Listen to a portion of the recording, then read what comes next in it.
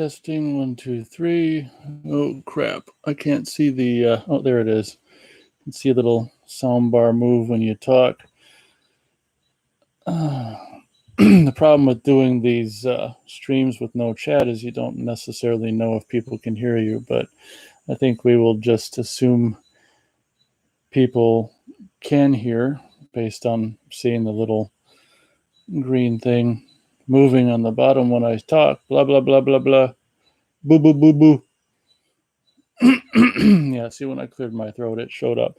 So I know if you've listened to some of these other Nate watchings in the past, you know my plan was to do sleepaway camps. It occurred to me The Slayer is actually a favorite from 1982, a favorite horror movie of mine, and it occurred to me let's just do The Slayer before I start the sleepaway camp movies, and then I can, after I do The Slayer, since it's just a one movie and not a part of a franchise or anything, then I can do Sleepaway Camp 1, 2, and 3, unless, of course, I think of another movie to do in between. But I just thought The Slayer is so freaking awesome, and we're so freaking fortunate that Arrow Video, I think it was 2017, if memory serves, that put out an absolutely unbelievable Blu-ray presentation of it.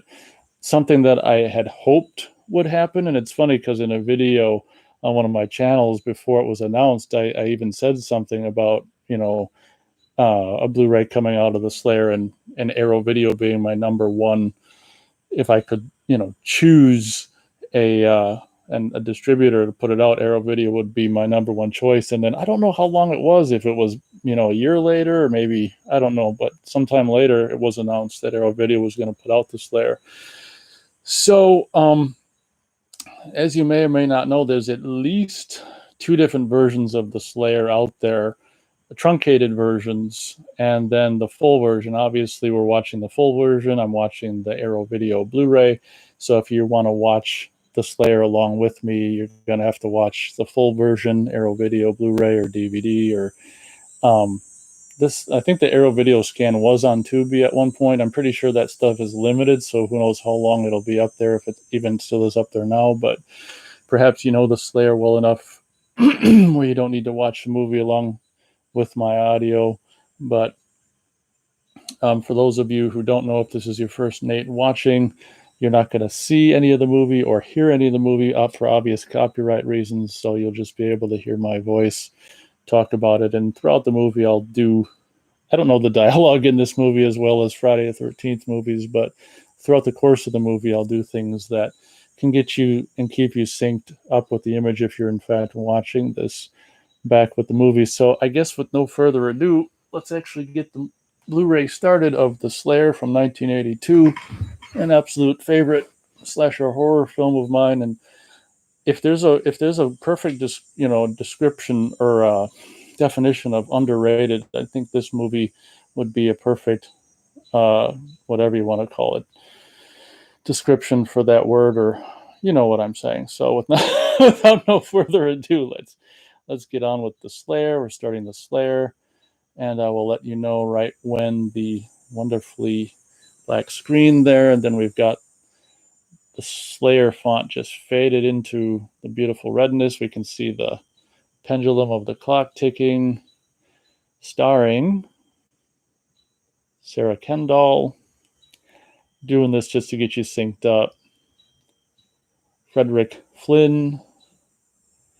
I mean, just seeing this Carol Cottonbrook pendulum swinging on the clock just as a reminder instantly how beautiful this transfer is. Alan McRae, co-starring Michael Holmes as the camera jiggles there, probably on a zoom shot of the clock. Now on the VHS, this shot here that's fading in of what's her name in the dark, you could barely see her until her head goes into the light, but you can see her there really well even before her head goes into the light. This beginning has always kind of freaked me out. I first saw this movie when I was 14 years old on that double bill. I rented that VHS, which had truncated versions of this and the Scalps on it. And I can't remember which one came first. I want to say Scalps was first and then this one followed. But by the time, if that's the case, by the time she gets, grabbed by the Slayer and pulled into the dark, and then she wakes up.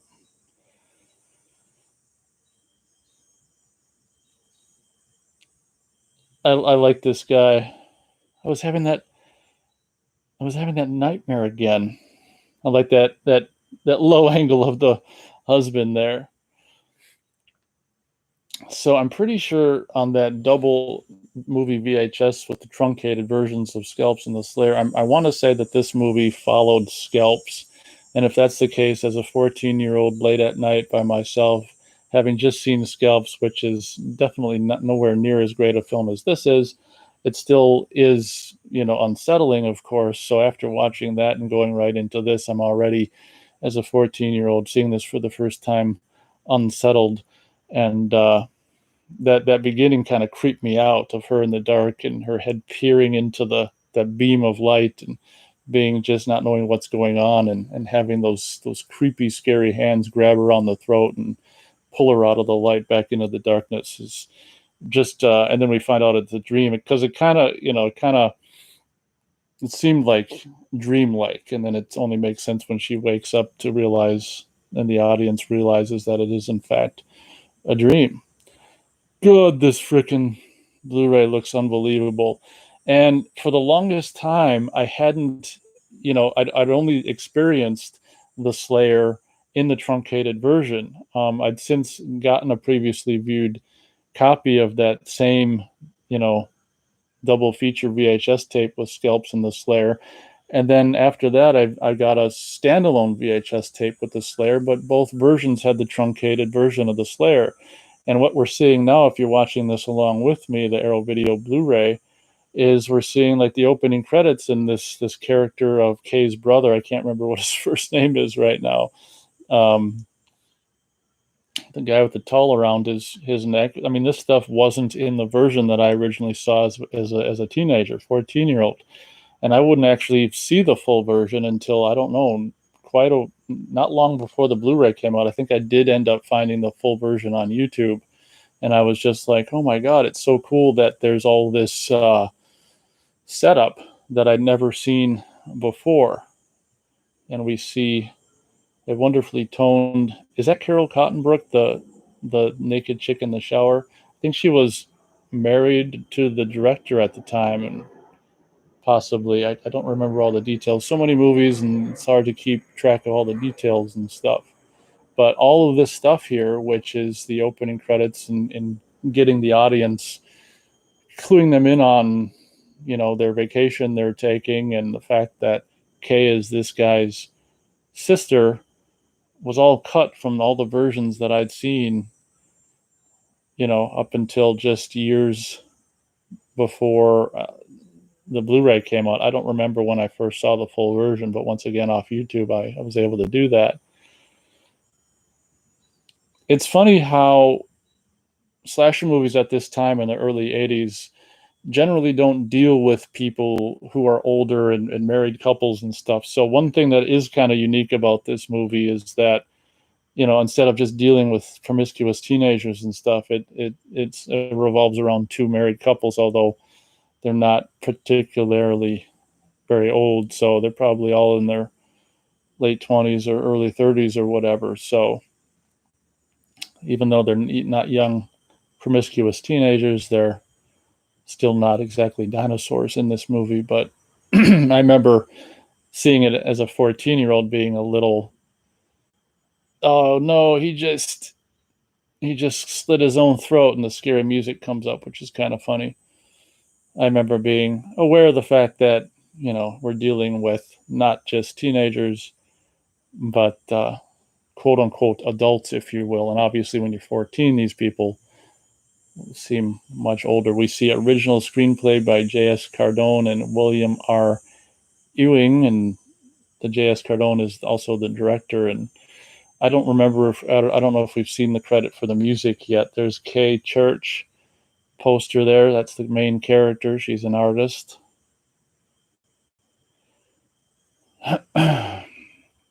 Looks like someone stopped by to thumbs up the the stream. Thank you very much. Yeah, we probably missed the music as we're now unproduced by.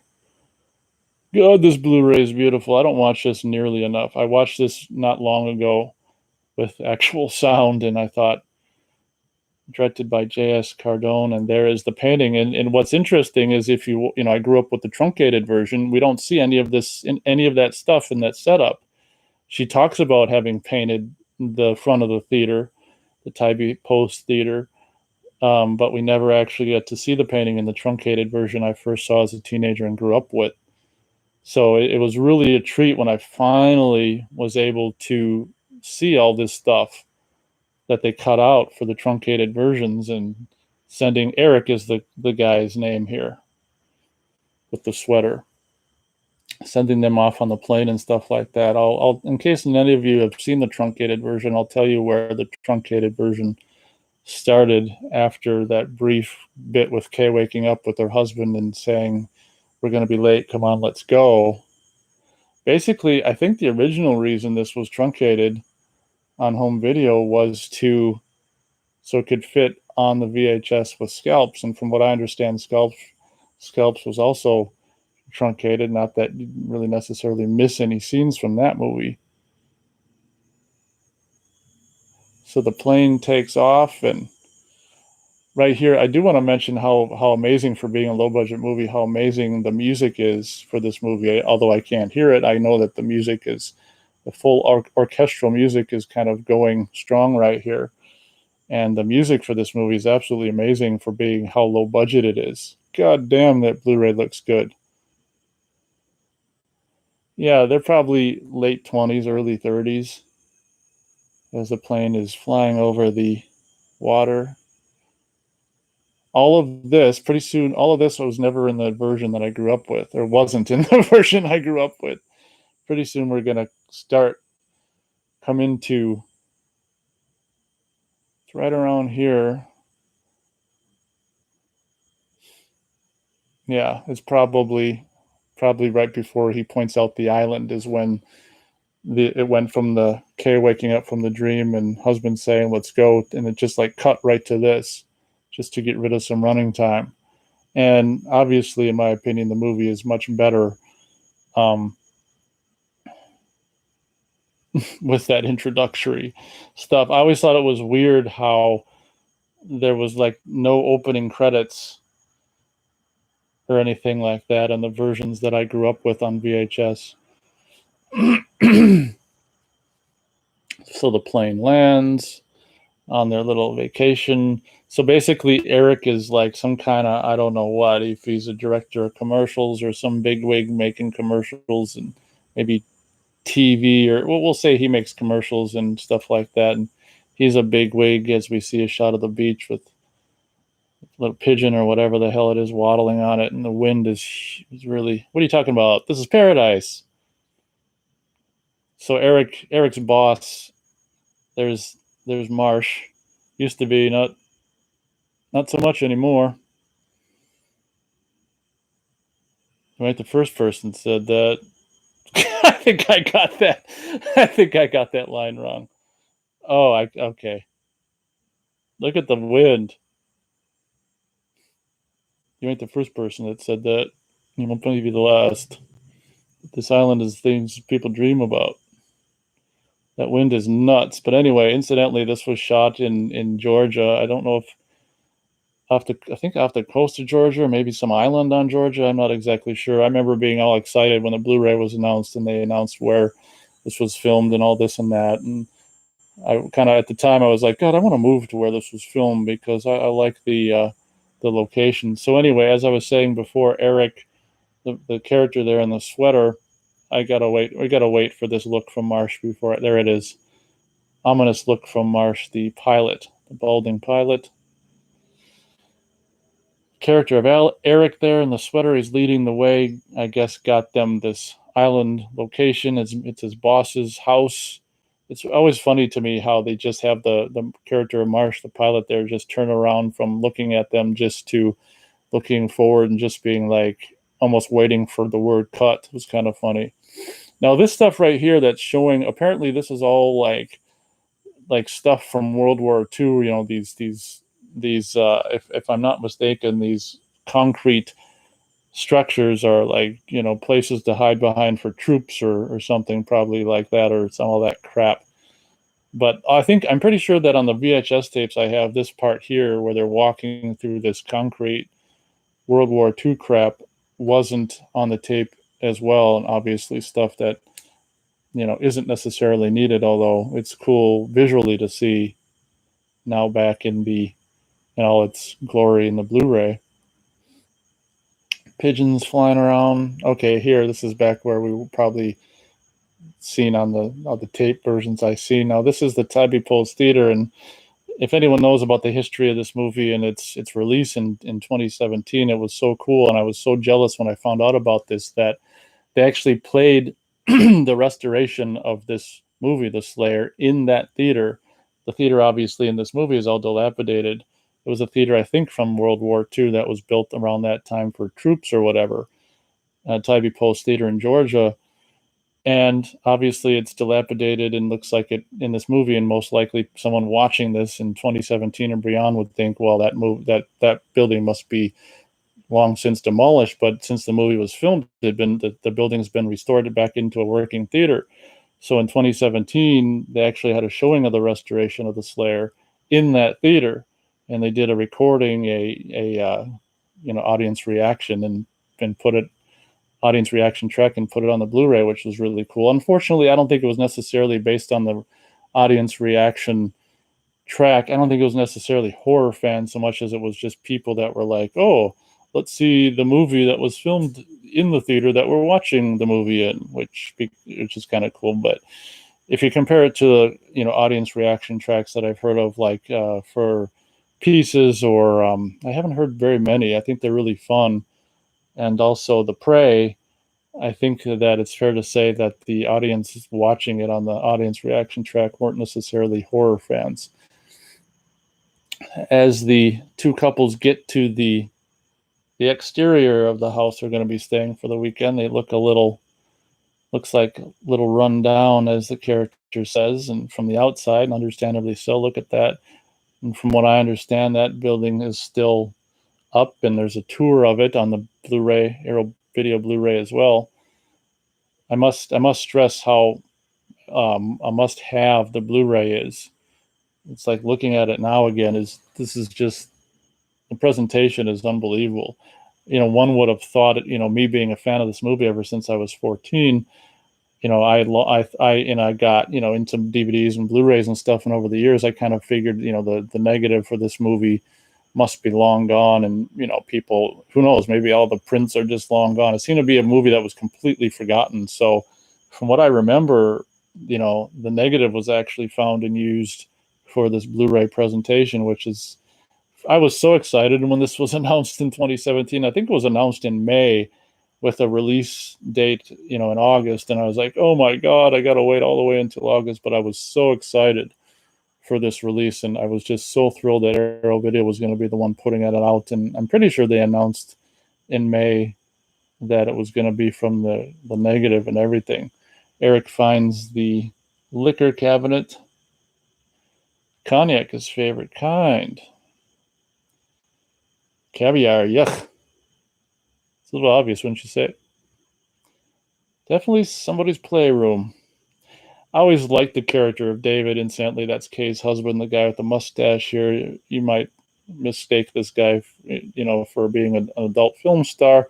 Good old 80s with the mustaches. But I like all the people, and all the actors in this movie. I do kind of feel like Carol Cottonbrook, who is the guy with the sweater's wife. So sometimes her acting leaves a little bit to be desired, but then there's other times, like when she's arguing with Eric, that I think her acting is really great. But I love all the actors in this movie.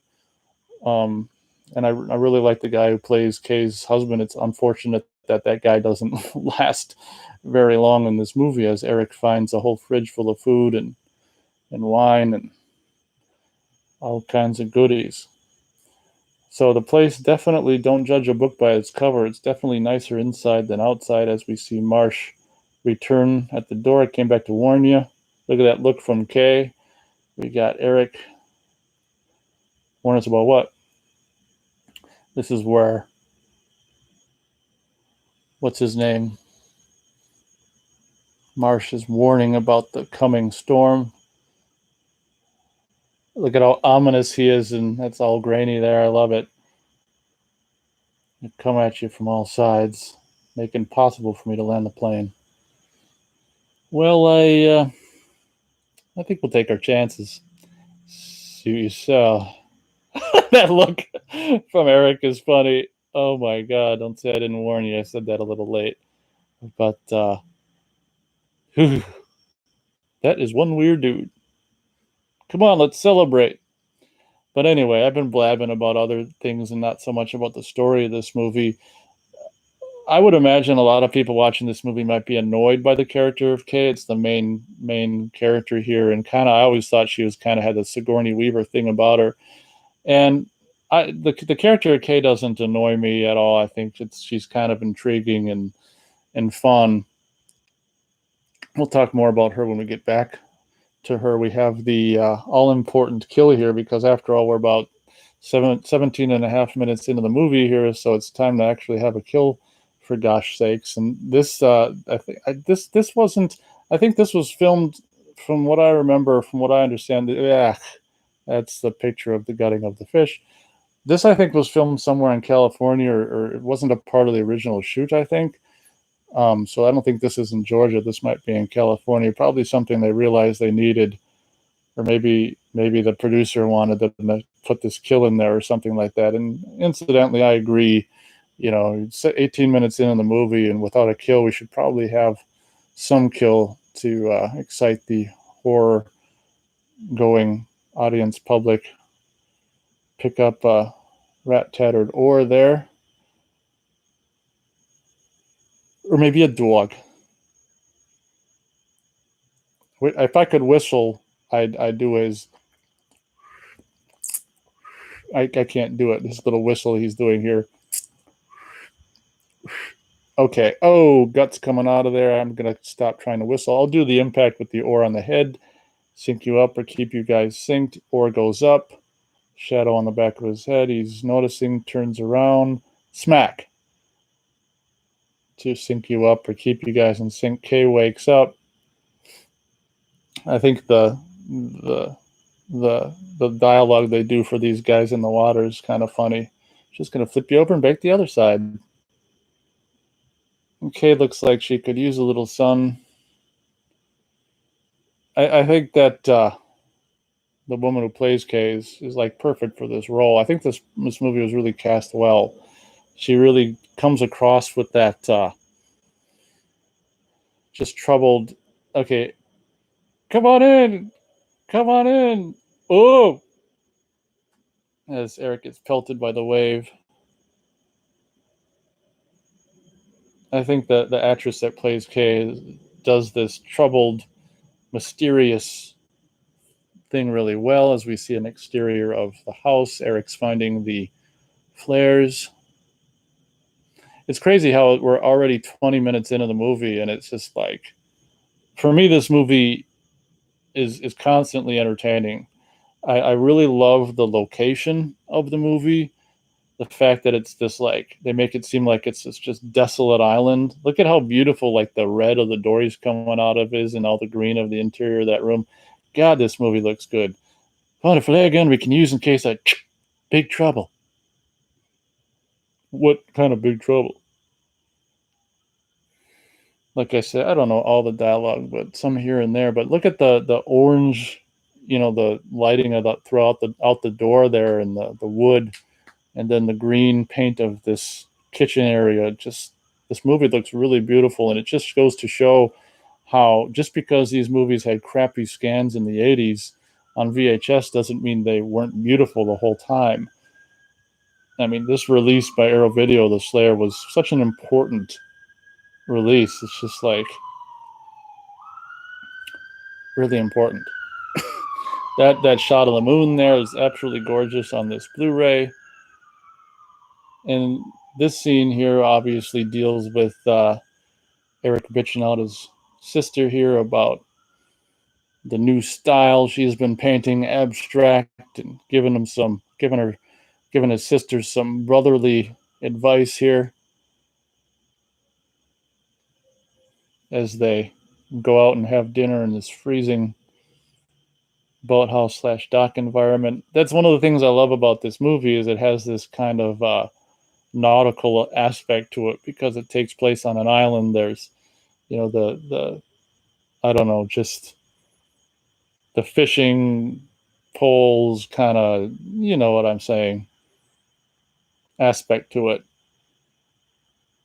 But the fact that it takes place on an island, it's basically, I think from what they say, I don't, for the movie's purposes, the movie takes place, this house might be the only house that's on the island, from what I understand as a viewer of it.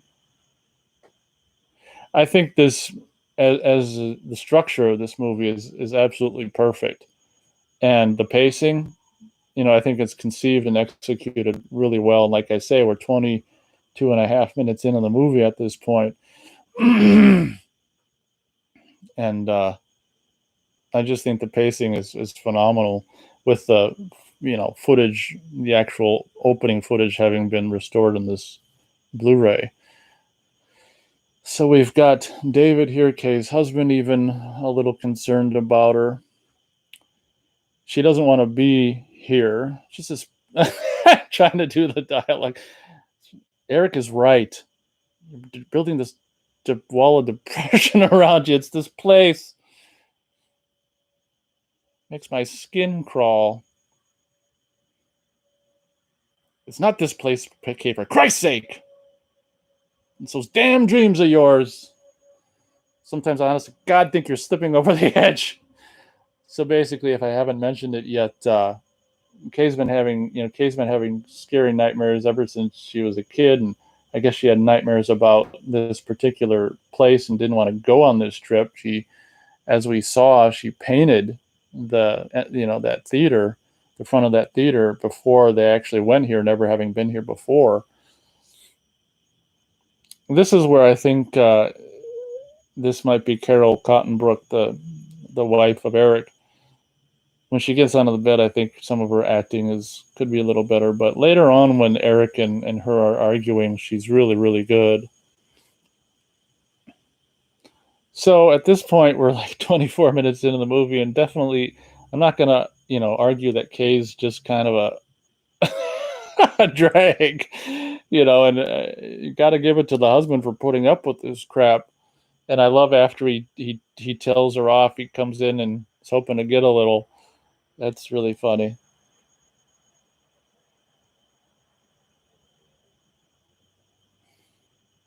Eric's just there to fish. He's looking at his Fishing Facts magazine or whatever the hell. He's frightened of something. The pressure's on.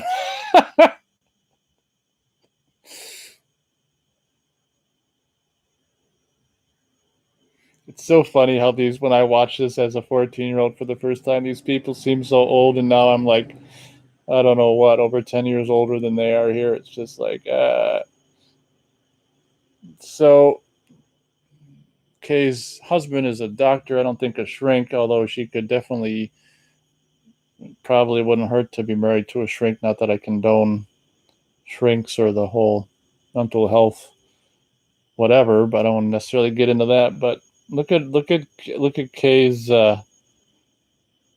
eyes there.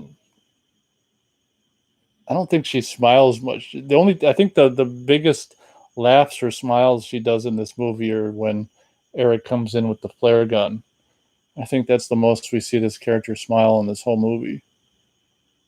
And it's almost a little out of character, actually, that she actually did kind of enjoy Eric's joke and smiled, but we need to see that her smile muscles work at least once. Okay, here we go. This is what I love in horror movies. To me, it's hugely important. You got to have the thunderstorm, the rainstorm in the horror movies. Like I say, I love thunderstorms, rainstorms in real life, and as I said before, I don't know if I love rain and thunder because of its use in some of my favorite horror movies, or if it's the other way around. But I love rain and thunder in real life, and I think it's an integral part of as Eric goes down and down not Eric, David goes down and down. He doesn't go that far because we see him in the mirror here reflected. He's not very far down. This is rated R after all. But rain for me is an integral part of oh David, romantic scene. As we go to the fire, do they focus on the fire or leave it out of focus? I guess they leave it out of focus. Shot from the outside, passion lovemaking after bitching my wife out. And I think we do a rack focus onto the rain on the window, do we? Yep, okay. Rain on the window for you. So, despite having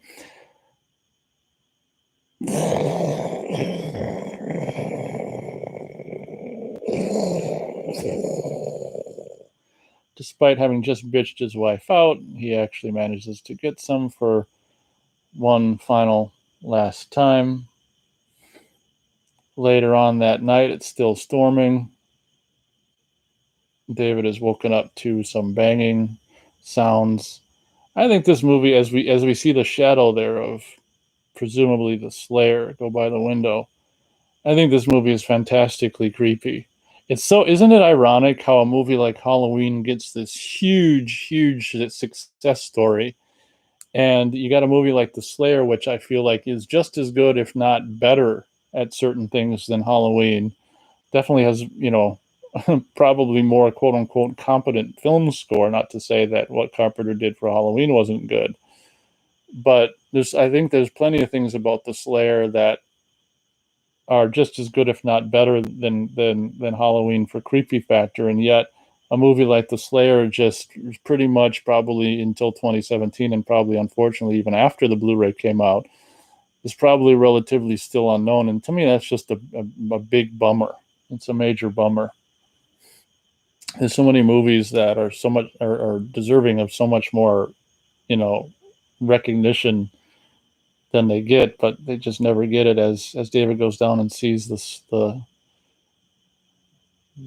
door there or whatever blowing in the wind, he kind of secures it, locks it up, jiggles on a little bit. Look at how great the cinematography is, and like you can see in the shadows on the wall there, on the wood wall, of the rain running down the panes of glass on the windows.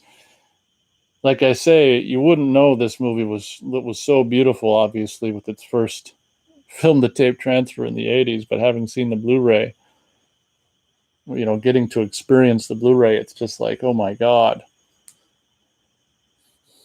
You realize that the cinematography in this movie is absolutely striking. As David opens the door to the basement and heads down, even though he secured the door there, blowing in the wind, I think he's still hearing noises from the basement. So David's heading down into the basement in his classic robe. Now, what's funny about this movie is, as I said before, I first rented it by that, on that VHS double feature of Scalps and the Slayer. And on the back of it's a very, that VHS release was a big box release, and it was very exploitative VHS release, because on the back it showed like the money shots, a couple of money shots from both of the movies. And on the back, you could see David's headless body hanging in that robe. That was the shot. Their one still from the Slayer, and their one still from Scalps was that woman having just decapitated that character with the shovel. So on the back of the double feature Scalp Slayer VHS, there was 2 pictures of decapitated bodies, one from each movie. So this 14-year-old at the time had to rent that double feature. But what I was saying is, having seen the back image for the Slayer with the corpse in this robe hanging upside down, headless, obviously I knew kind of that what was going to happen more or less to David here.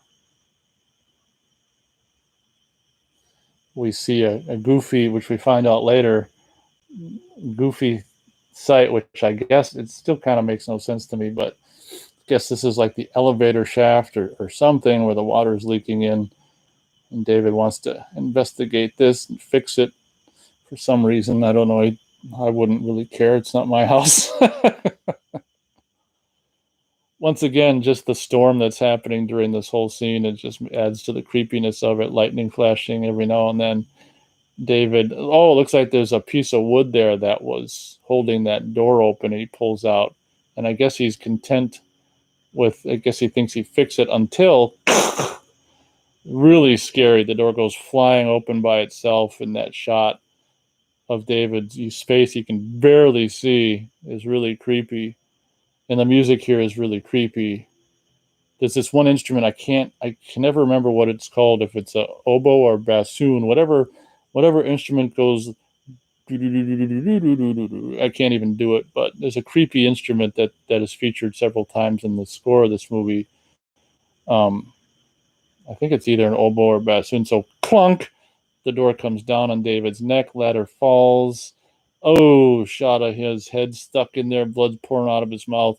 So 32 minutes into the movie, one of the first main characters dies here. And it's unfortunate because, as I said, I like the guy who plays David, even with his mustache, as the life ebbs from his body. A cool shot of the blood coming down his pajama legs and the water dripping, twitching legs, lightning flashing. Incidentally, I think I have that same, not that one from the movie, but the same gasoline can like that my dad had. We see, I couldn't barely see this on the VHS, but we see David's legs going up through these two doors and disappearing, clunk clunk, only to have the doors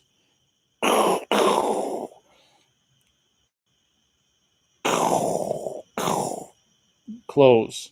That's another thing right there that technically makes this movie technically better than Halloween, was actual like visual effect shots of animated lightning.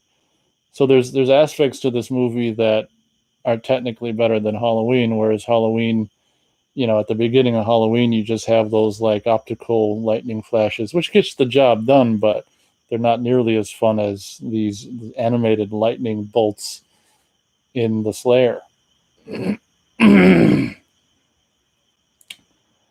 So now, I don't even know the name of this character, Eric's wife, but she's getting out of bed. Eric's not in bed. This scene's kind of creepy. She doesn't know what's going on, and what's cool is the audience doesn't know what's going on either. We've seen what happened to David, but what's going on with this woman's husband now? Once again, this movie, as she's coming down the stairs into this dark freaking downstairs, it's lit so beautifully from like the top there, and it's so creepy. I mean, movies like this, or movies like horror movies, aren't like this now, where you've got so much darkness in the frame. It's really a lost art in movies, where like the shot of her coming down, she's just like silhouetted, and it's just dark, and it really creeps you out because lightning flash lights it up a little bit. You don't know if something's hiding in the dark. This movie very much kind of looks like the original Friday the 13th, visually, stylistically, and that's one of the things I love so much about the Slayer, is that it looks like it could have been shot by the guy who shot the original Friday the 13th. See what I mean? There's, in that shot, there is this kind of, this house is all decked out with nautical stuff. That's some ship kind of, whatever the hell it is. It's something that goes on a ship to the throttle, or to indicate to the people if you want to go forward or reverse and how fast in each direction. Bam! As Eric's hand comes in, and that was a generally freaky.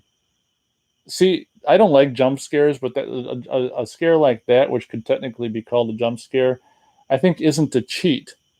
I think that was like a really good scare, because it just so happened where he was coming back right when she was shutting the door. So basically, we see, luckily for Eric and his wife, that Eric is okay. I can't remember exactly what he was outside doing, but look at that beautiful shot of the dawn there with the water on the bottom. So about 36 minutes into the movie, oh God, this scene's so great. David is dead, and the viewer will wonder what the hell this scene is about. And I got to give this movie props for this scene. Is really fun as Kay looks over. That's a bony arm she's got, and sees. Oh, okay. Here she's smiling some more. So she is capable of smiling. She sees her husband's head there, apparently asleep. She begins to smooch it, even though he's got that mustache. His eye opens, and it looks kind of goofy. That's because there's like a blood tube that's coming from behind his, from his hair over to his eye, and then we've got blood basically looking like it's supposed to be coming out of his eye there. And as she stops, she's realizing that his mouth is all bloody. The music here, although we can't hear it, is phenomenal. Some blood coming out of his mouth. She's a little concerned as she pulls covers away to reveal decapitated head. She screams, and in a wonderful reveal that this is just a dream, we have a shot of that pillow where the head was in the dream, and she comes into it. Such a great way cinematically to indicate that it was a dream instantly. This shot of the ocean behind her and her sitting in that chair is just beautiful. The water is beautiful blue, and God, people have this notion that just because horror movies are horror movies, like there isn't some kind of artistry involved. I mean, there's a lot of beautiful shots in this movie, and a lot of which you can't even appreciate until you get a home video treatment like this Arrow Video Blu-ray presentation. And at this point, Eric and his wife are really, really getting sick of Kay. Kay's coming down frantic. She knows what happened to David, but her brother Eric will not believe her.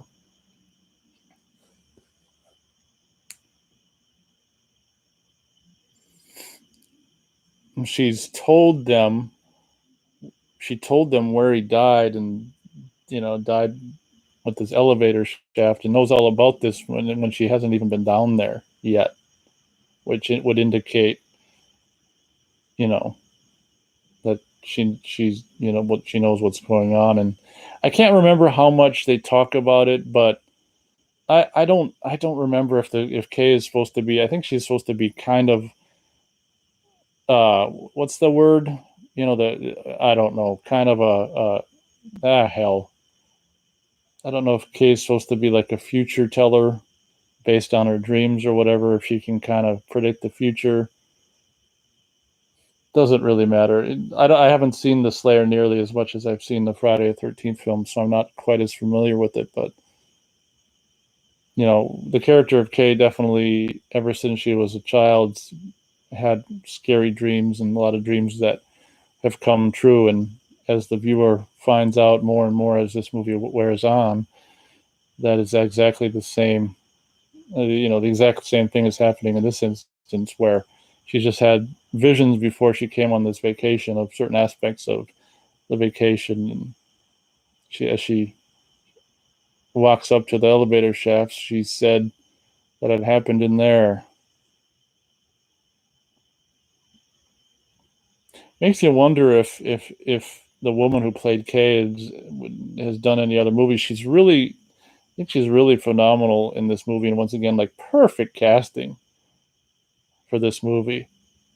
Watching this right now and just seeing how beautiful it is. It's funny because when I do these Nate watching audios, it's like when you don't hear the music soundtrack, it's like you can appreciate more what's on screen when it's silent.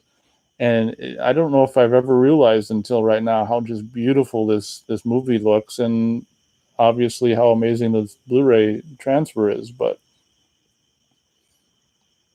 I think this woman, who the actress who plays Kay, is just perfect in the part.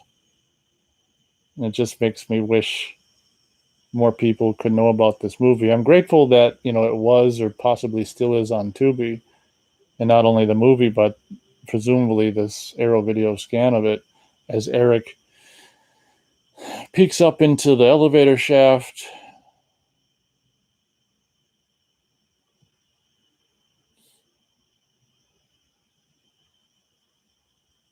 And as he lowers the door, we see the bloody gore on the top of the door. It should be on the other side too, kind of maybe. Unless I guess that side was supposed to. Yeah, okay, whatever. So Kay is an artist, so as we know, she has art shows and doing this and that, and the character is currently, before this movie started, is currently in this wacky surrealist stage, and she painted a picture of the theater that's on this island, a rundown theater, before they even came to the island, which shows a little bit of her future predicting dreams. I think she dreamt it and just painted the theater, front of the theater, from her dreams, and she's doing a sketch and completely scribbles it all out and rips the piece of paper off, crumples it up. It's a pretty shot too on the porch of the house. So Kay, more or less, obviously is a kind of a troubled character. Okay, we've got Eric now combing.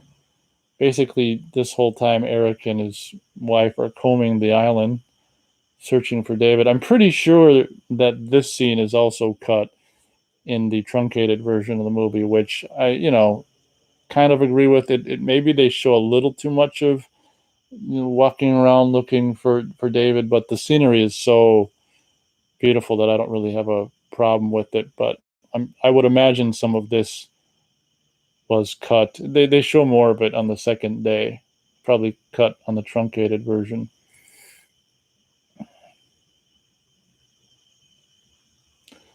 Kay's working on a fire there. She knows what happened, but her brother and doesn't seem to care.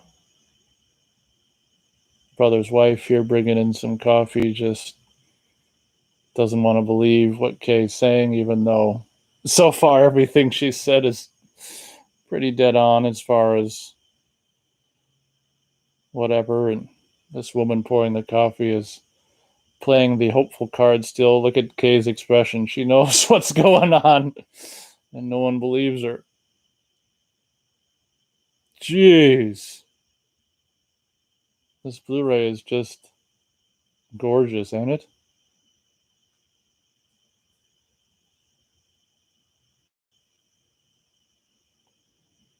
The interesting thing about this movie is it kind of deals, not so much as Nightmare on Elm Street does, but it kind of deals with dreams and,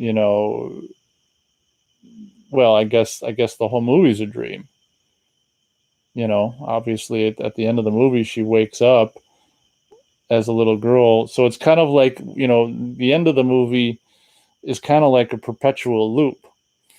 So it's kind of showing that as a little girl, she dreamed about this weekend.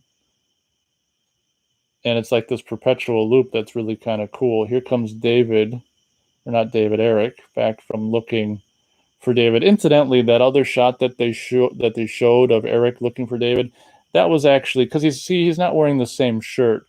That was actually from the scene that will take place the following day. It's kind of just a cheat thing the editor put in there. I almost wouldn't have used that shot of him in that outfit because it's what he's wearing the next day as well. I love that Dutch angle there of Kay listening to them. What a amazing expression she ends up with on her face. The best acting that woman does in this movie is just when she's not saying dialogue, but just having expressions on her face. This is where Eric's wife is starting to get a little uneasy, that David hasn't come back all day and now it's night and they can't find him. This is where she's kind of probably starting to side a little more with Kay and believing maybe a little more in what she's saying. There's that Dutch angle of Kay there.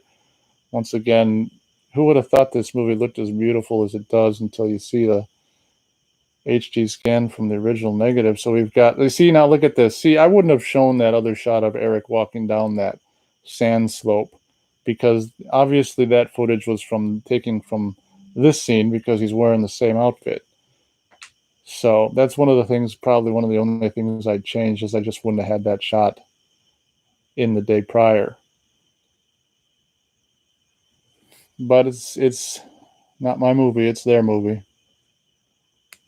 This is where Eric is instructing his wife of the plan. We'll split up, look for David, we'll meet back at some place around noon.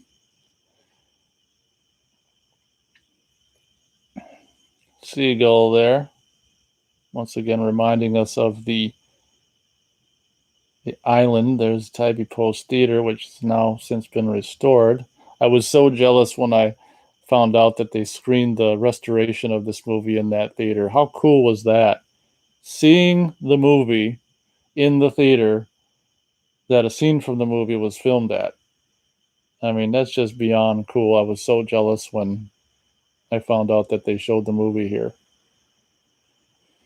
This scene, I would imagine, is a little longer in the full version. I think they cut out, because in the full version here, Case, I think she goes, I don't know, she goes up to the front of the theater and then goes up to the, I don't know.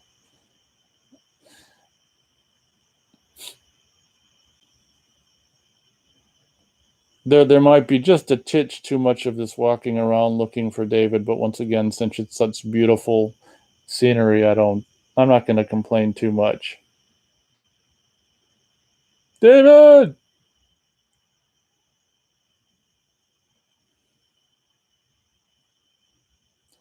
As Kay timidly walks into the theater, all dilapidated. Looks like, as we cut back to Eric, looks like a shot from Predator. David! Over here. Over here. Over here.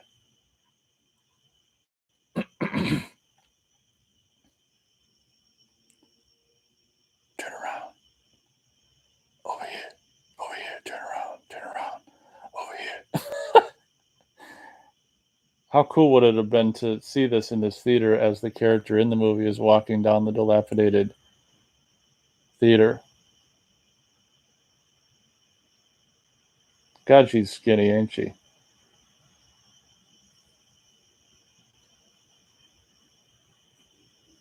She hears a sound from the projection room and hopes it's David.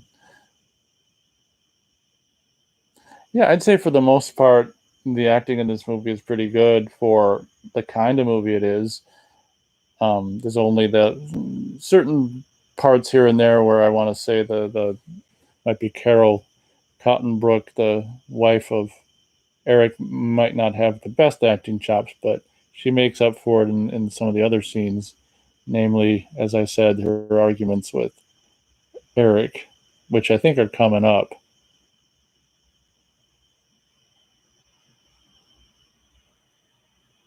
Yeah, see, it's possible that in the truncated version, they just cut this whole thing out of Kay going up to the projection room because it's kind of just filler at the end of the day, because then she just goes right, there's nothing up there, and she just goes right back down to the front of the theater again and makes the grisly discovery that's featured on the back of that double feature VHS. Unfortunately, the VHS version I have of that double feature doesn't have the full big box. It was cut down to fit into a plastic clamshell case. I would imagine that I showcased it on my review of the Slayer movie in Blu-ray, but I don't remember. That was a few years ago now, 2017. It's amazing how beautiful the cinematography, David, is in this movie. Over here.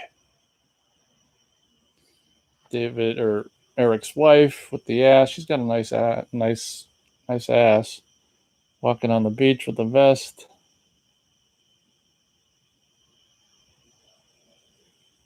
This is where we just see David. We see shots of the jungle and David. And just hear David being said, okay, so there's nothing up in the projection room. Let's go back down. I'm pretty sure that all that was cut out, but don't quote me. Haven't seen the truncated version for a while and probably will never again. Why would I? And then once again, going back down to, I would imagine all of that was cut out. This is the best part of the movie, to actually cut something out if you want to cut stuff out to make two movies fit on one tape.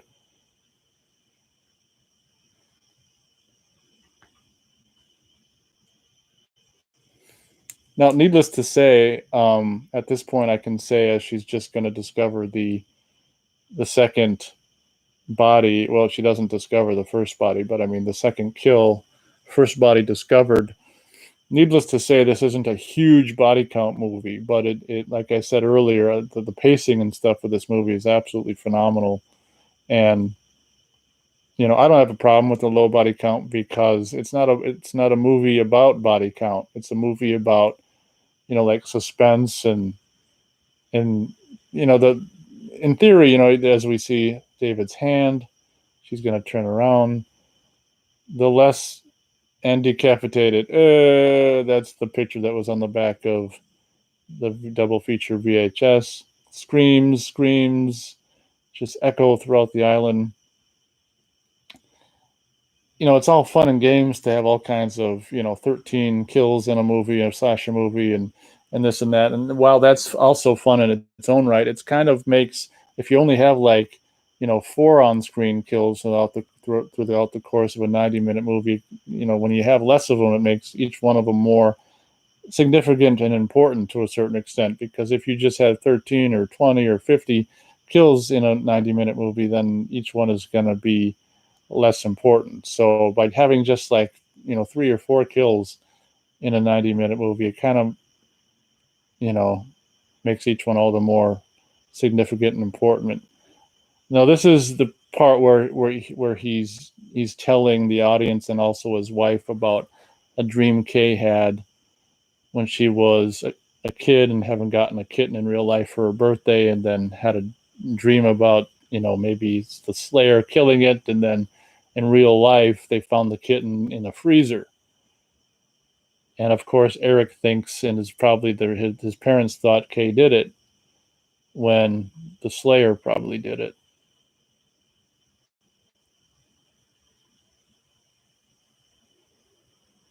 So that little bit of dialogue there, his little insight into Kay, is I mean, at this point we don't think that, I don't think any viewer thinks that Kay is the killer, but it is interesting insight into Kay's dreams becoming reality as Eric shoots off a couple flares, which will do absolutely no good at all. Yeah, this movie has just this, because it's so isolated, or supposed to be for the purposes of the movie, it's so isolated, it just has this foreboding, helpless quality to it. And because they were dropped off on this island by plane, they can't get off the island. They need the plane to come back and pick them up. I don't feel right about what we've done. They gave Kay something to some phenobarb to help her sleep, and now Eric's wife is feeling guilty and bringing her up a bunch of coffee, as Kay is feeling the effects of the phenobarb, not yet knowing she's been phenobarbed. She's gulping down the coffee because, as she just said, she doesn't want to sleep. Look at how beautiful the lighting is.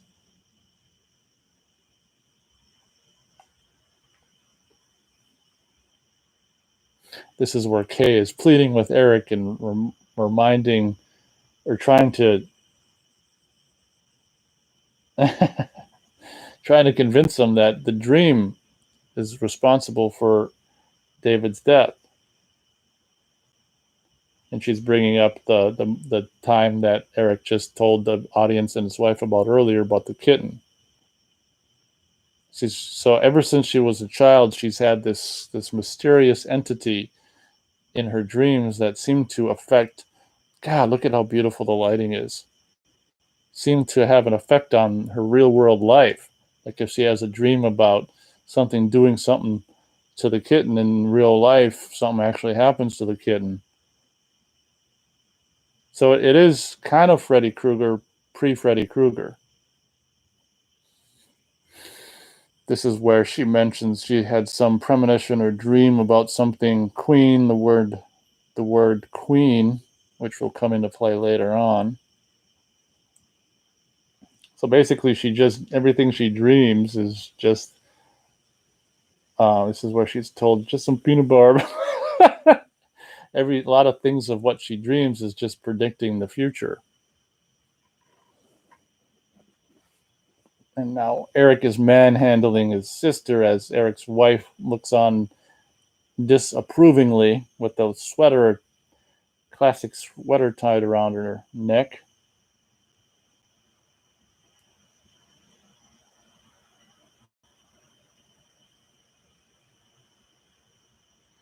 Yeah, imagine being 14 and it being late at night and seeing it back-to-back scalps and then the Slayer. It's just like, what great times.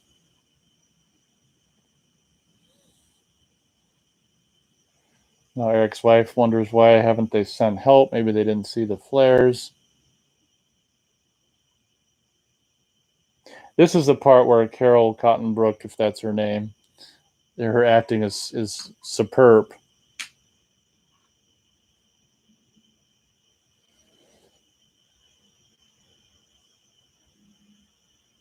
This is where she's totally believes that what Kay is saying is true, and she's trying to make Eric believe it now. She's like she's convinced that what Kay is saying is true, and Kay is saying, I'm just remembering through this dialogue here, which I can't hear, but I know what's going on. Is Kay saying she can't sleep because if she, the reason David died is because she was sleeping. The Slayer killed him while she was sleeping, so she can't sleep because if she sleeps, then the Slayer will keep killing, which is very Freddy Krueger. And at this point, Eric is just realizing that there's a possible person.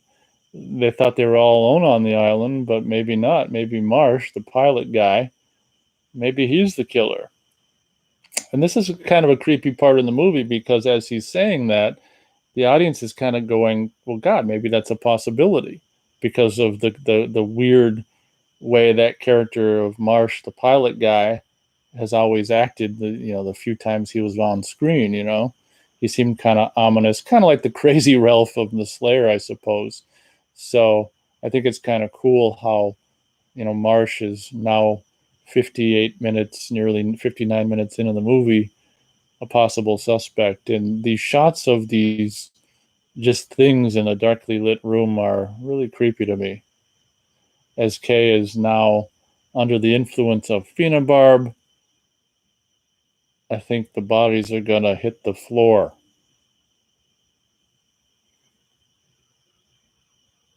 Because Kay is asleep.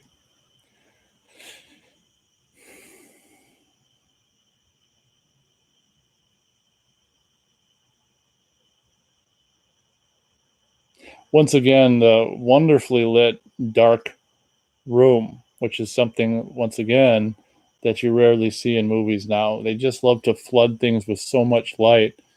I don't know if I really realized until right now how beautifully this movie was shot as far as the dark scenes. I mean, I'm sure I subconsciously knew, but like I say, when I watch these movies for these Nate watchings with the sound off, it really makes you appreciate what's on the screen all the more, as in what looks to be a point of view shot, looks to be watching Eric approach the boathouse here, and I guess he's looking for more flares at this point, I think. And this scene is really creepy too, because that one instrument, which I don't know if it's a bassoon or possibly an oboe, I don't know if that comes into play here, if it's when his wife is also in the boathouse, but when the door that he's just entering in now like slams shut or something, and it's like I can't do it with my mouth because it's not one of those instruments, but it's a long flashlight. Gotta be like 5D batteries in that mother. Once again, adding to the nautical feel of this movie, this boathouse is really cool with this boat strung up, hanging from the whatever. As Eric, once again, really wonderfully lit situation here, slowly looks around the interior of this dark ass boathouse, looking for more flares.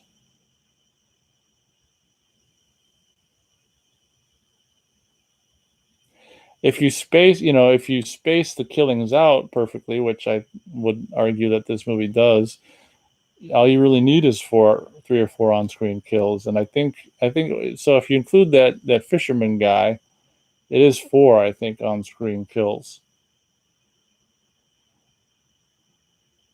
And I think Eric just opened the cupboard. I think the next door he opens, something falls and scares them and probably startles some viewers as well. Which is, again, I think the few jump scares that happen in this movie are actually really high class and not just your loud sound bullshit kind of jump scare, like classy jump scares. And I think it's coming up right now. Something falls and he's like, oh my God. But I didn't mention those shadows on the window of like the Slayer's silhouette are really creepy. Movies in general don't creep me out. It's like movies, just the most subtle, simple things are more creepy to me.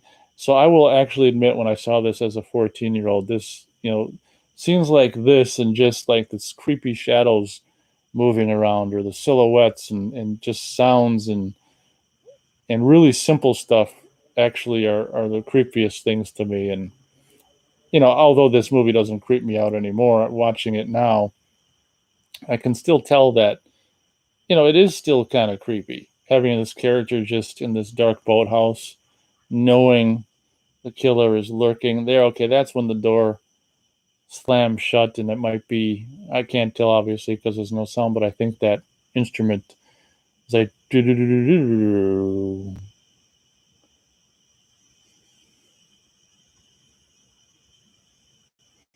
I think it's interesting how this character dies, being the avid fisherman.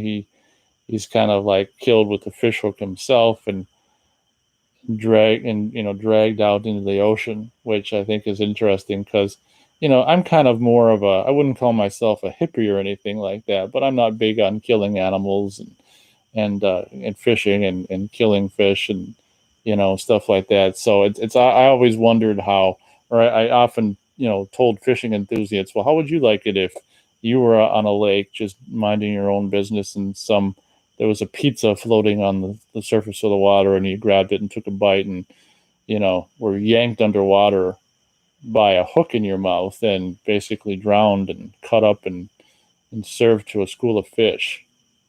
How would you like it?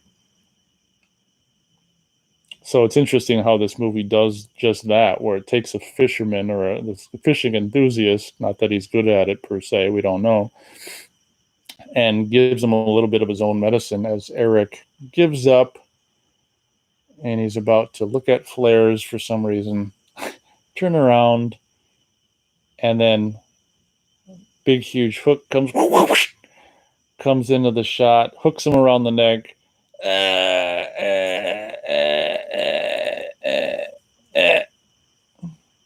That is so cool.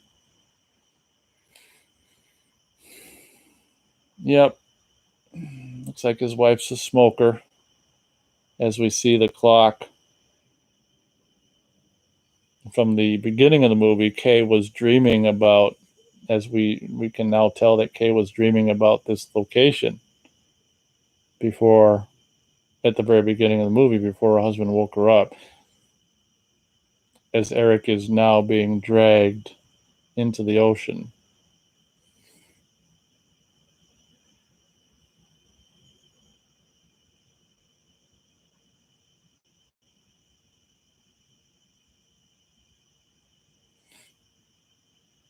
What's really cool is there's two. Okay, I'll sync you up with the slamming of the screen door. Eric is kind of hokey because you can tell the actor is helping with his legs to kind of, I don't know if someone's actually out there pulling him. I would imagine possibly so, but you can tell he's like using his legs to try to help get himself into the water as well there. I don't, you can kind of see possibly something you're not supposed to see back there pulling him. I don't know, but it's creepy how he's just pulled into the water. Or was he being pulled alongside the beach? I couldn't tell. I always thought he was being pulled into the deeper ocean. it's kind of cool as I was saying earlier, how there's two rainstorms in this movie, which is really cool. Now, Eric's wife is heading out into the rains, the second rainstorm with the lantern, which is actually just a battery powered light. Now, that lightning flash almost looked like stock lightning flash footage, almost the same kind of footage that was used in Friday the 13th Part 2, just maybe a stock shot of lightning. Now, this is really cool. You can see from inside the boathouse, the house in the background, you can see several different, and the lightning flashed right there. Does it flash again?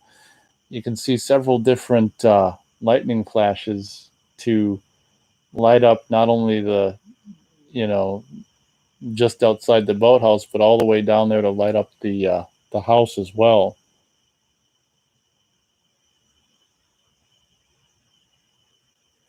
I would say that this is probably, and it's kind of cool that they saved it for last. This might be um, the signature kill from this movie, the most famous kill from this movie, and indeed, just one that really, really works well. As we've got this character fumbling through trying to open the door in the rain. This movie, like I say, looking at it silent, I'm really, really appreciating how beautiful it looks.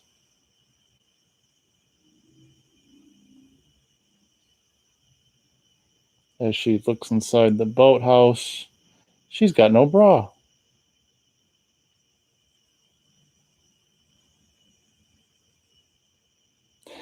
This scene actually creeped me out as a kid, not so much anymore, but when the actual pitchfork like starts slowly coming from behind, I don't know, some stuff or whatever. It's just like just the way it's, people might laugh at it now or whatever, but the way it's so slow is really kind of creepy. Like the killer knows, the slayer knows it's got her. So it's almost like just taunting her by going so slow. And that aspect um, of this scene is really cool. Like the pitchfork just moves just ridiculously slow, but the Slayer is just torturing her every last moment it can before the final moment of death.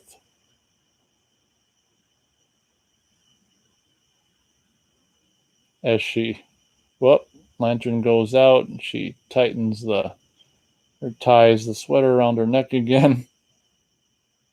Once again, we've got the slamming of the boathouse doors, and I don't know if there's the oboe bassoon sound or not. I can't hear it.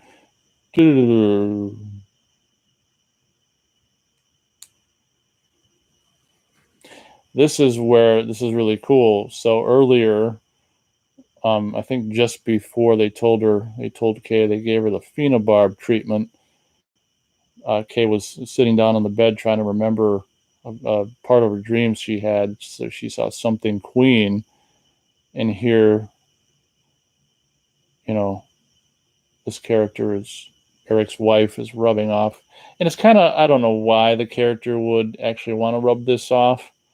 Maybe that's not so realistic, but she's noticing that the boat says Island Queen on it, which just further proves Kay's dreams are, based in reality, and it's kind of predicting the future as the pitchfork ever so slowly begins to come from, I don't know, just behind a bunch of junk.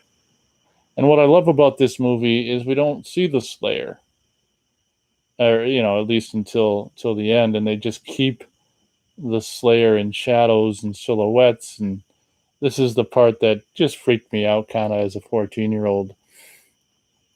It's like the Slayer knows it doesn't have to go fast because it's got it's got her.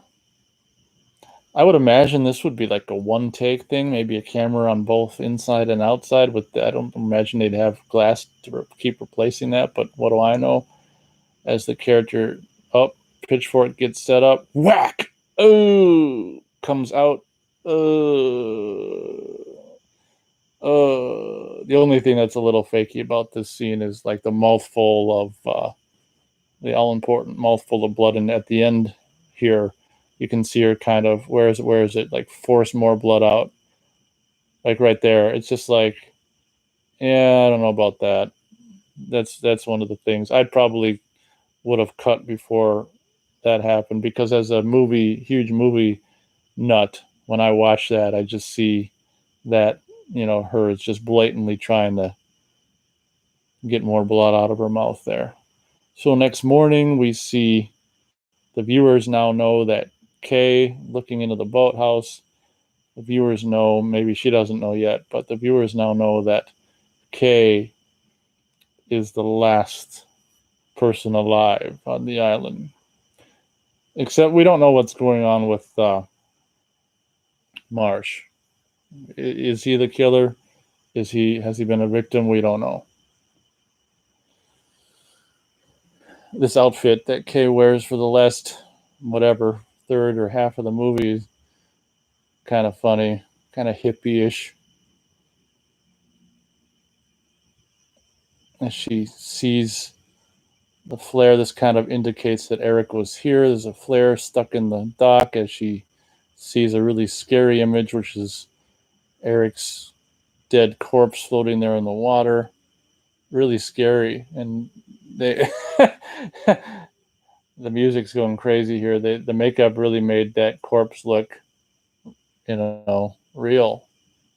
I don't know if this, yeah, I would imagine that trip was on purpose, because she's got to fall down here and next to all these little baby crabs or whatever. And this is where Eric's wife, I want to say, is. Yep, pitchfork laying next to her, crabs on her face.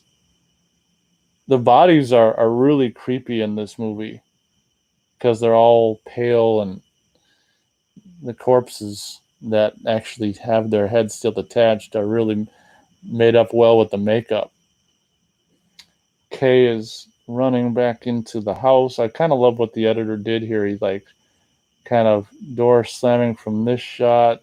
Let's see, that shot, and then cut to that. As we've got seagulls. And this is where she's saying to herself, I told them. She warned them. It's kind of like, Kay in the movie is almost like, how parents never believe the kids. Kay in the movie is almost like the child, even though she's grown up and is an adult and married, married to a man as a husband. It's like they treat her like a kid, like they don't believe what she's saying because it's so outlandish. This is like the Sigourney Weaver part where she doesn't just curl up in a ball and in a hopeless situation. She's gonna,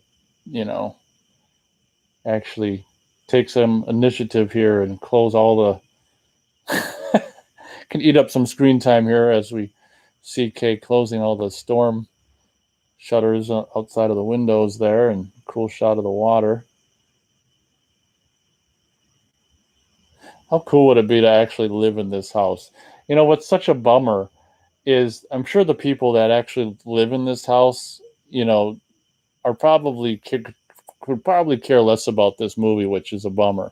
I mean, obviously, I can't confirm that, but I would imagine that they probably didn't even know that their house was in a movie until the Arrow Video people came to do that little bit of a video showcasing the house. But it's just like you've got all these houses that were filmed in movies, like the Final Chapter house and this house and so many other houses, and it's like I bet the people didn't even know it was in this cool horror movie.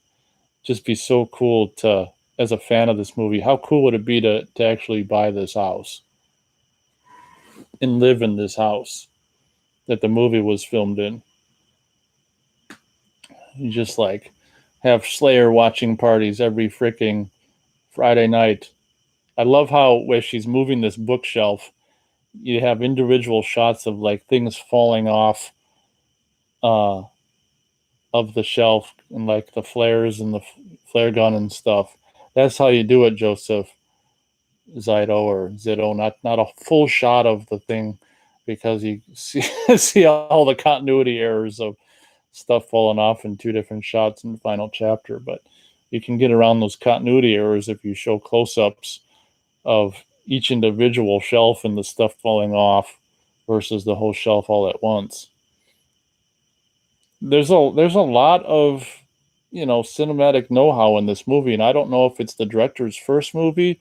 I mean, I can't remember. I imagine that's they talk about that in the the interviews and stuff, but I haven't watched or heard any of that since the 2017. But there's really a lot of know-how in this movie, and I love this part right here where I think it's right there as her eyes are widening up, where you can hear a bunch of noises, and at first, as a viewer, you think that it's the Slayer, starting to come in the door or something, until we cut to this shot where we find out that she was the one making the noise by moving the fridge. I thought that was just so cool how that was done editorially. But as I was saying before, I mean, this movie is just brimming with cinematic know-how. So if this is his first movie, I mean, that's some serious impressiveness. And I don't. The only thing I know, the only other movie that I know that this guy would go on to direct is the Full Moon movie by the name of what the hell is it called?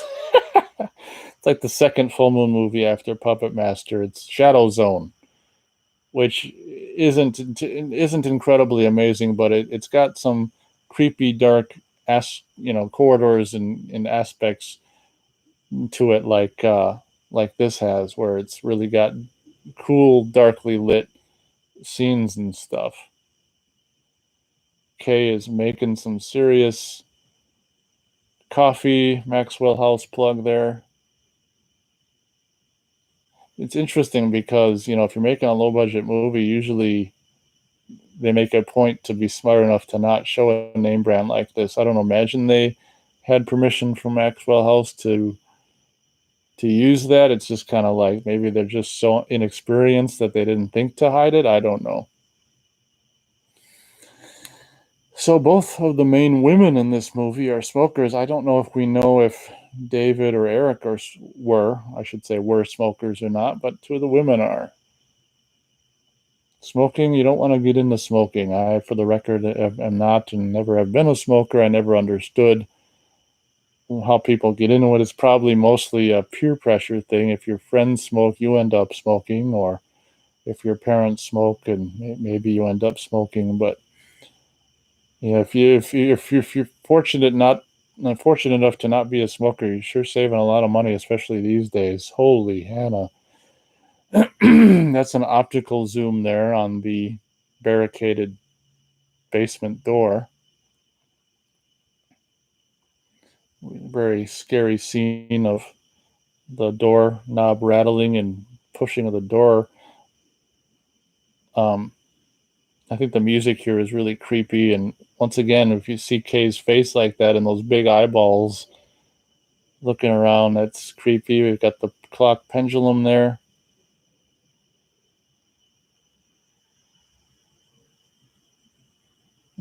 She's desperately trying to stay awake because if she crash, shutter crashing against the window upstairs and breaking it. Once again, it's kind of a jump scare, but it's kind of a classy jump scare. Anyway, trying desperately not to fall asleep, because if she does, then the Slayer will probably kill her. Because every time she sleeps, at least one person or more than one person, in some cases, die. As she's lighting up a cigarette, which I wouldn't recommend anyone do, being a non-smoker myself. That shutter is just hell-bent on destroying that window. I think that's more like I can't remember that word I used, library stock footage of lightning bolts from previous movies or something. Kay has this genius idea which maybe will help her stay awake. Let's see here. Hand plus cigarette equals, let's find out.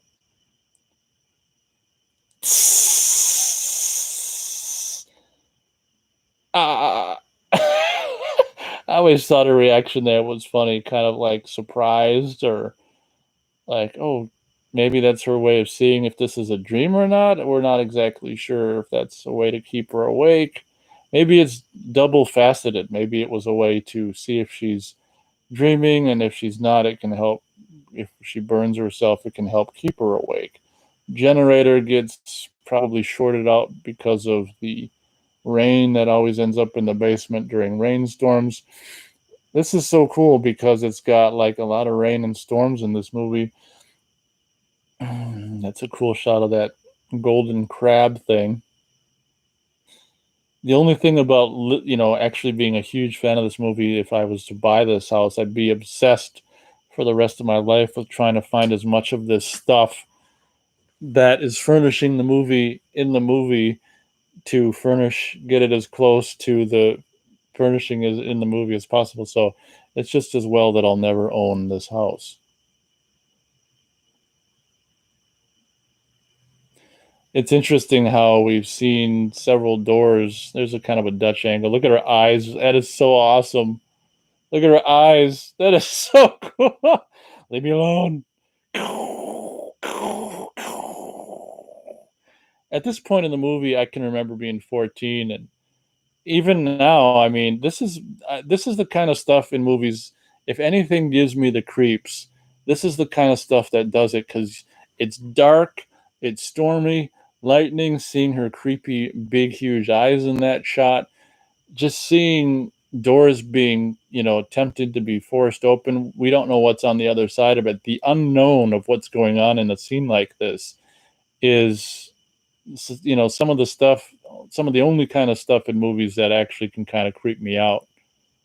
And even though I've seen this before, even silently watching this, just watching the screen with no sound, just seeing these images is kind of creepy. And how cool is this shot if you're watching along with me? We just kind of just pan up this creepy old painting of just, ugh, look at those scary eyeballs.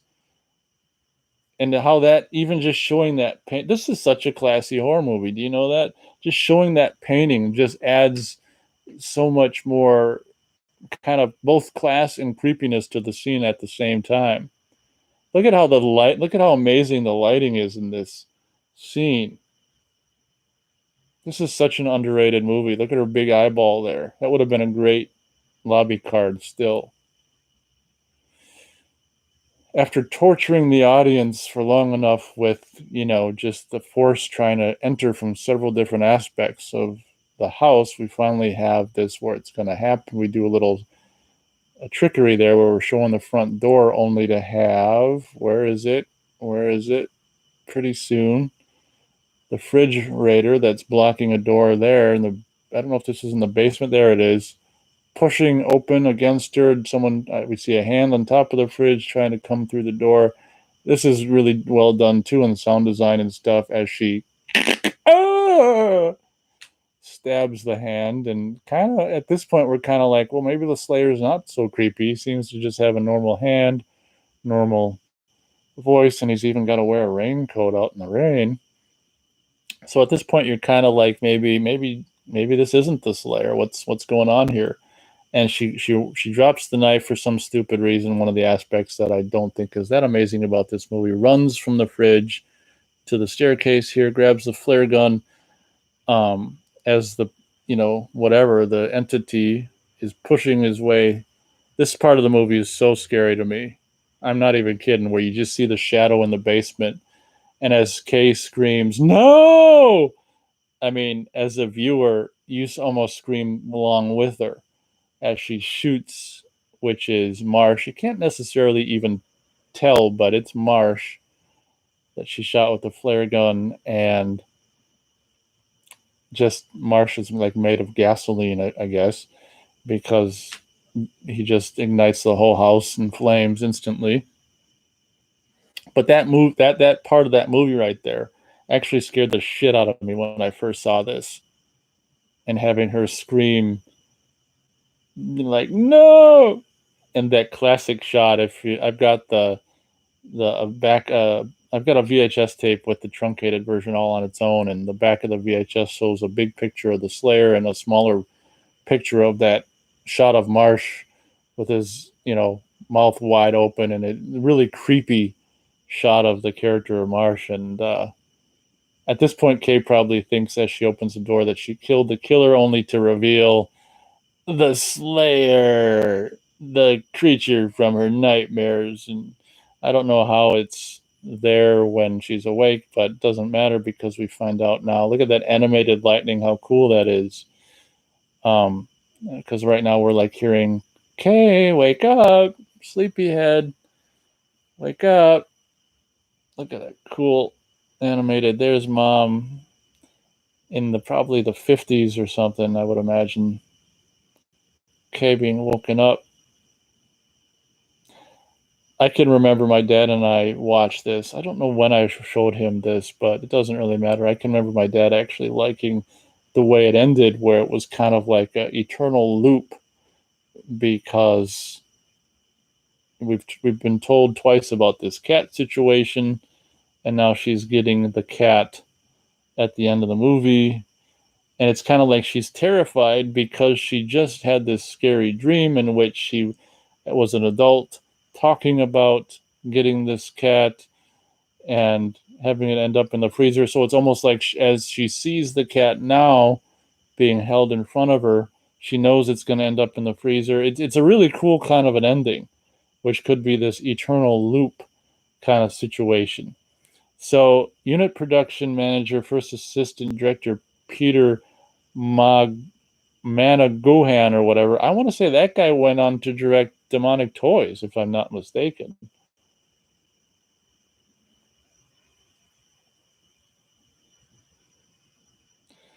But the ending is really kind of cool, because I will say, if the movie just ended with, like, I don't know, the Slayer appearing there in the door, and just the exterior of the house and the lightning and the smoke coming from the front door. I mean, if that movie just ended like that, it would have been like, huh? But the way it ends with her waking up from a bad dream as a kid and being handed a cat, which we already know as the audience, and I like I say, I guess based on the little girl character's reaction, she knows what's going to happen to the cat as well. That's just a cool ending. So, thank you very much if you listened to this particular Nate watching quote unquote fan commentary of the Slayer. I just thought it'd be cool to just, since this is just a one-off kind of a movie where it's got no sequels and stuff like that, like I could just throw this in here before I do the Sleepaway Camp movies. Music recorded with the National Philharmonic Orchestra. Look at that. I mean, it says the music was recorded at Abbey Road Studios, London. Are you kidding? I mean, what's the frickin' 75% of the budget go to the score? Anyway, if you're listening to this for some reason and haven't even seen the movie, which I can't imagine anyone would be listening to it, but it's possible, I highly recommend you see the Slayer and get the Arrow Video Blu-ray. Very, very, very, very underrated movie, and I'd really be nice to get as many eyes on this movie, in particular this Blu-ray presentation, as many eyes on it as possible, because it's a movie, in my opinion, that really deserves just to be seen, especially on the Blu-ray presentation. So I guess that'll pretty much do it for this particular Nate watching recording. Thank you very much for listening. Don't know when I'm going to get to the next one on Sleepaway Camps or whatever is next, but you'll know when I get to it, I guess. Thanks a lot for listening, and whoever stopped on by to support the stream and give it a thumbs up, thank you very much. See you on the next one.